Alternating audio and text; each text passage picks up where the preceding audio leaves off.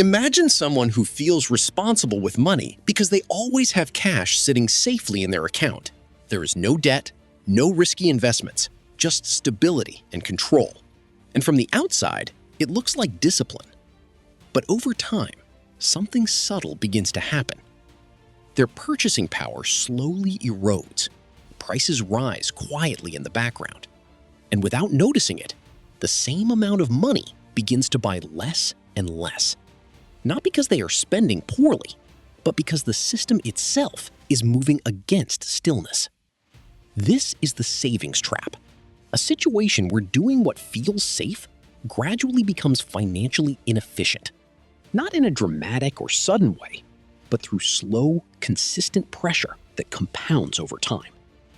And the reason this happens is rooted in a simple but often overlooked force: inflation, which steadily reduces the real value of money, meaning that cash held without growth is not neutral.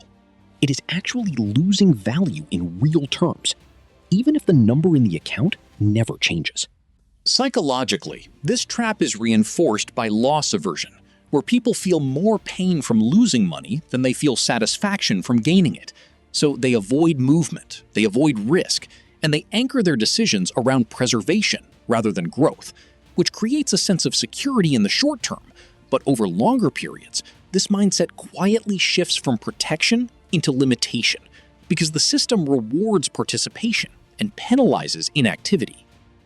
To understand the math behind this, consider a simple example where inflation averages around 3% annually, which means that over time, the real value of money declines, even if the nominal amount stays the same.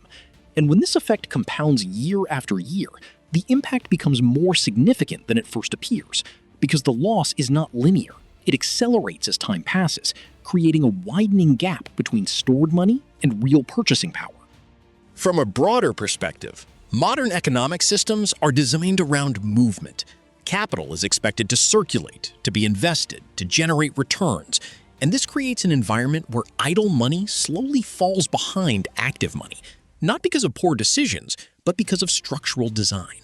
And historically, this pattern has repeated across different economies, where those who kept money static preserved nominal value, but lost real value over time. The identity shift here is subtle but important, moving from someone who simply saves money to someone who understands how money behaves within a system, where the goal is not just preservation, but maintaining and potentially growing purchasing power over time.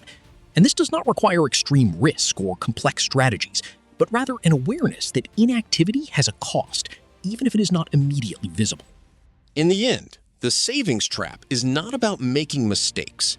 It is about misunderstanding how stability works within a dynamic system.